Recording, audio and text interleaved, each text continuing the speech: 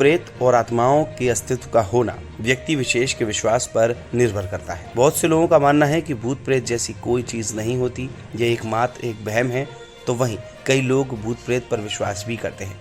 आज हम आपको एक ऐसी सच्ची घटना के बारे में बताने जा रहे हैं जिसे सुनकर आप खुद ये सोचने पर मजबूर हो जाएंगे कि क्या वाकई भूत या आत्माएं होती हैं।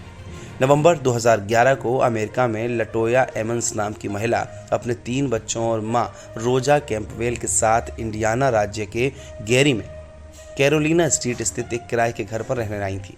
शुरुआत से ही यह घर लटोया को कुछ खास पसंद नहीं था, लेकिन परिवार की माली हालत ठीक न होने के कारण उन्होंने इसी घर में रहने का फैसला किया। लेकिन कुछ दिन बाद से ही इस घर में पैरानॉर्मल घटनाओं का सिलसिला ऐसा चला कि लटोया और उसका परिवार परेशान हो गया। दिसंबर 2011 में लटोया के परिवार का पहली घटना से सामना हुआ जब उनके घर में एक साथ लाखों बिग ब्लैक फ्लाइज यानी काली बड़ी मक्खियां घुस आईं। सबसे हैरान करने वाली बात यह थी कि दिसंबर की कड़कड़ाती ठंड में इन मक्खियों का मिलना लगभग असंभव होता है, क्योंकि ये मक्खियां सर्दियों में गर्म जगह चली जाती हैं। इस मौसम में इन मक्खियों का वहां होना किसी अजूबे से कम नहीं था।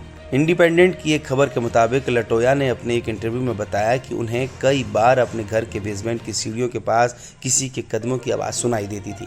इन आवाज़ों से तंग आकर उन्होंने बेसमेंट तक जाने वाले रास्ते को ही बंद कर दिया, लेकिन फिर भी उन कदमों की आवाज़ का आना बंद नहीं हुआ। एक बार लटोया की माँ को किसी अनजान शख्स का धुंधला साया नजर आया। जब उन्होंने इस साए का पीछा करने की कोशिश की तो वहाँ उन्हें जूतों के निशान के अलावा और कुछ नहीं मिला। ये घटना 10 मार्च 2012 की थी।